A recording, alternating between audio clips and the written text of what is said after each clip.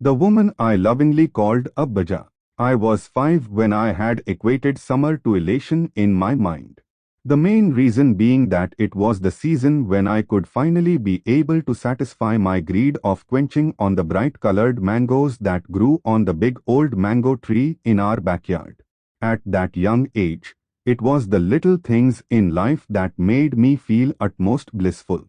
One such little joy of mine was spending time with the woman I lovingly called Abbaja, my grandmother. She had wrinkles, an inevitable change brought by old age, but she was petite and really beautiful. Her silver wavy hair, when left open, made her look more pretty to my eyes. She wore gold-rimmed spectacles, which she would keep adjusting as she read the Gita. I had observed as a kid that she was very religious and spent most of her time chanting mantras and talking about God. She used to visit the temple daily and made flower garlands for the deity with utmost dedication, whispering the prayer each time she tied a flower in a knot with the long thread. Even before I was born, she used to tell my mother, "If it's a girl, we will name her Sridevi." I was born on the first day of the Ramayana month, an auspicious day according to the Hindus, while my grandma was reading the Narayanam. So when I used to complain to her about why she had chosen an old-fashioned name for me, she used to tell me with so much pride and joy, "I had already told your mother that it's a very divine name, and when you were born on that special day, I was sure that you were a true blessing from Goddess Lakshmi herself. I knew you were a little goddess in disguise." I don't know why, but for some reason I repeatedly asked her the same question over and over again, just to hear that same reply from her. My most favorite part of spending time with her was when we used to play and sing countless old Hindi and Malayalam songs together. She had a very sweet melodious voice which I yearned to hear all the time and which I terribly missed when I was away from her. My most favorite song of hers was the Malayalam song Jivitam in Oruthu Kuklam Athil Jivikal Nam Ilam Sancharikal, which translates to "Life is like a hanging bridge and we are all travelers on this bridge" in English.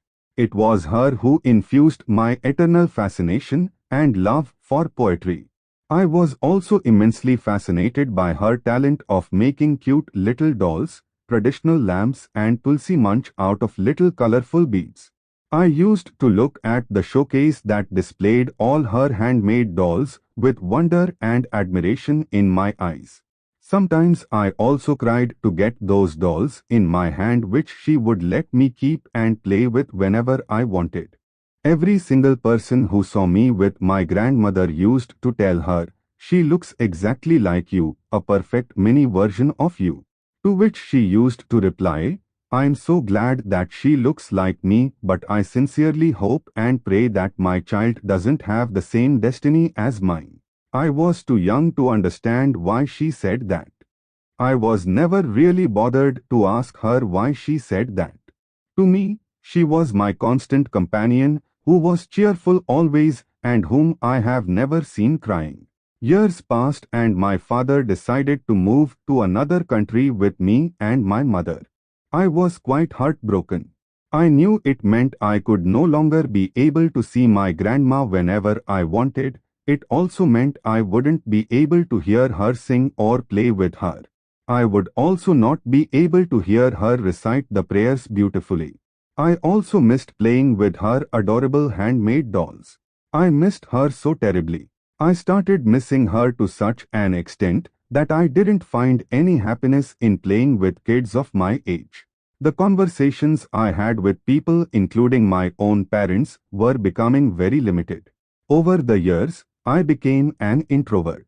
I was described as a child, 10 years of age, no longer interested in interacting with people or playing with kids of my age, but studious and completely consumed by homework, assignments and exams, and who was always in my own world, completely lost in my thoughts. My teachers used to complain to my mother, "She speaks very little in class. Is there a problem?" I was used to people labeling me as an active child turned into an introvert, and I didn't feel like correcting them about the way they thought about me. One summer vacation in 2012, my dad told us that he had booked tickets for us to India. The excitement inside me knew no boundaries. I could finally get to be with my grandma. I had made up my mind that I wouldn't waste even a single second of those 2 months by doing anything else and would spend all my time with her. As I reached there, I hugged her tightly. I had become taller than her. All the years, I had clung to her sari seeking her comfort, but now she was seeking my comfort as she cried, leaning her head against my chest. I couldn't comfort her. I started breaking down. The emotions I hid all the while, all the days, all the years, rushed to me at that moment. My tears clasped an outburst of suppressed despondency. One night, as I was laying on her lap while she slowly caressed my hair, I asked her something that I had always been wanting to ask her forever. I asked her why she told people that she was glad that I looked like her but prayed that I didn't have the same destiny as hers. Her face displayed an array of striking emotions, like a cheerful spring that fell into the arms of somber autumn. She broke the silence with a smile and began speaking with the intent of finally letting her inner emotions and sorrowful thoughts take the form of words. Those days nobody asks for your opinion for your own marriage. The family will fix it and you are obliged to marry the person of their choice without any objections. I was a very carefree and opinionated girl back then. The moment my mother informed me that I am about to get married, I straightaway rejected it with a clear no. She paused as she transported herself back into that time. When I continued to resist the marriage, my mother silenced me and forcefully made me agree to the marriage. After both my elder children were diagnosed with a rare genetic condition called muscular dystrophy, which has no cure even today, my mother apologized for forcing me into a marriage that I didn't like. What was more challenging for me, however, was facing society and the relatives. Each one had 1,000 opinions to tell. My only strengths were my firm belief in God and that both of the children were truly gifted in their own way. I never considered them to be handicapped but differently and uniquely abled. Your uncle would even take tuitions for the B.Com students in our village. Her eyes were glued to the tiny trophies kept on top of the shelf which belonged to my late uncle as she spoke. The huge collection of books on the shelf from all genres that existed in the world ranging from literary fiction, autobiographies, biographies, memoirs to politics and philosophy belonged to him. He was a very voracious reader, and more than that he was very keen on gathering all the knowledge in the world and was truly the owner of extraordinary talents and brilliant mind. Something I always heard from all the people who knew him. My grandma paused and again continued, when you are a woman, you have to adhere to society's expectations about you. You are made to see life not how you like to see it but instead how they would like to see it. The world around me expected me to be sad and forlorn all the time. I failed to keep up to their standards and expectations by being truly happy all the time and thus was subjected to their rude judgments and prejudices. I remember I was drowning in sadness when my daughter passed away after 1 year of my elder son's death and a relative had told me, "It's my daughter's wedding. I know your daughter just passed away but please don't cry in front of the relatives and ruin our special day." She finished the conversation with a sigh as tears welled up in her eyes.